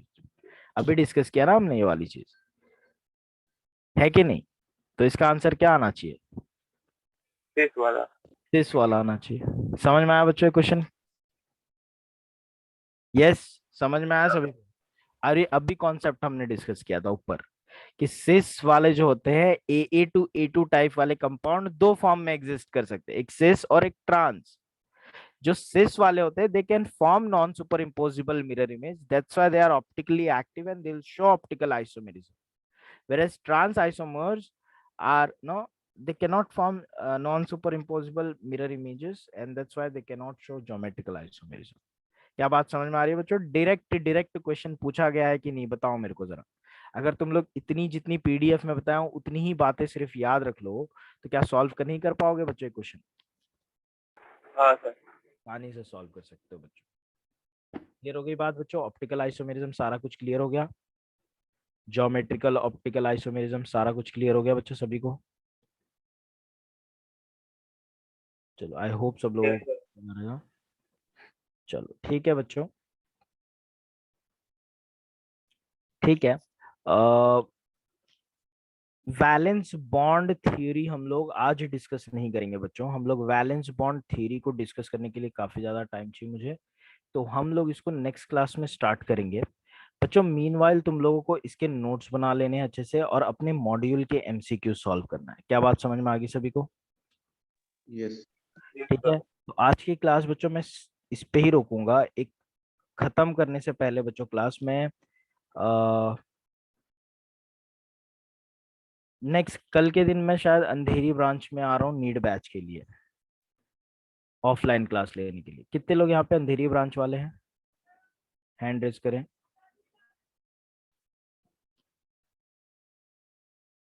सिर्फ 3-4 लोग हैं?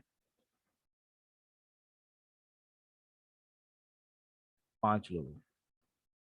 इस जितने भी बच्चे हैं अंधेरी ब्रांच वाले अपना हाथ रेज कर लें। बच्चों कल तुम लोगों को ऑफलाइन आ रहे हो ना सब लोग? हाँ सर। ठीक है, चलो ठीक है बच्चों। ऑफलाइन आ रहे हो तो ग्रुप में मैंने तुम लोग के लिए टास्क डाल रखा है कि सबको अपना इलेक्ट्रोकेमिस्ट्री एक बार अच्छे से पढ़ के आना है, अपने सारे डाउट जमा करके आना है। अच्छे से पढ़ोगे तो बच्चों डाउट भी मिलेगा। कल हम लोग इलेक्ट्रोकेमिस्ट्री से रिलेटेड क्वेश्चन आंसर्स डिस्कस करेंगे, कॉन्सेप्ट अगर डाउट है तो उसको क्लियर करके ले लेना है।